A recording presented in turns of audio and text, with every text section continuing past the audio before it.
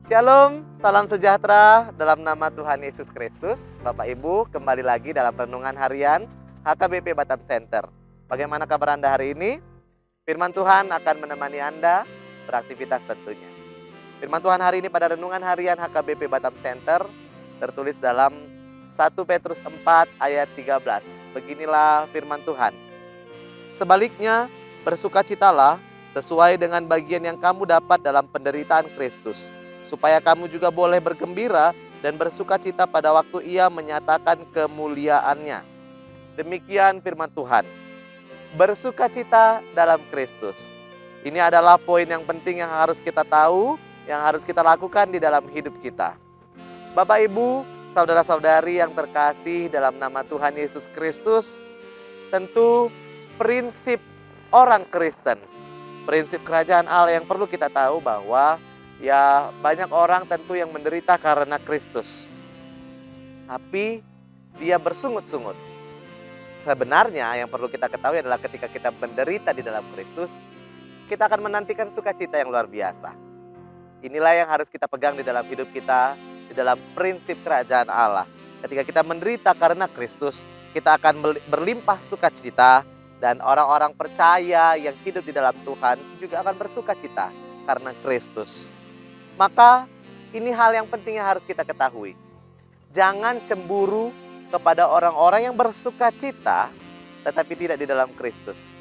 Atau jangan cemburu kepada orang-orang yang tidak menderita karena Kristus.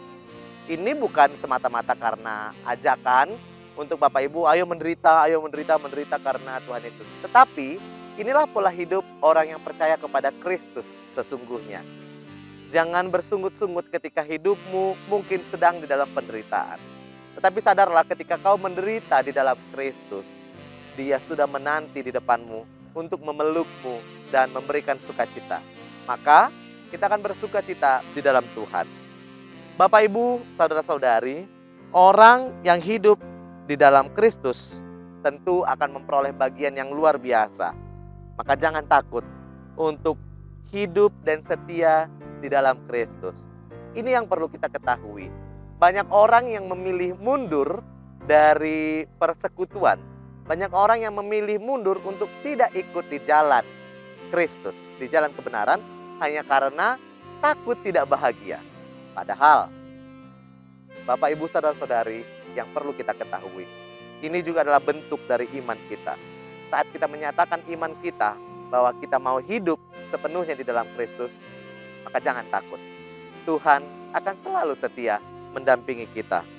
Maka ketika firman Tuhan mengatakan bersukacitalah sesuai dengan bagian yang kita dapat melalui penderitaan Kristus, dan kita akan bergembira tentu di dalam Dia. Yesus yang datang, mati, menderita untuk memberikan kita sukacita. Oleh karena itu, jangan lari dari jalannya. Tetaplah hidup di dalam jalan kebenaran, hiduplah di dalam Kristus. Maka sukacita abadi akan menyambutmu. Terpujilah Tuhan. Tuhan Yesus memberkati.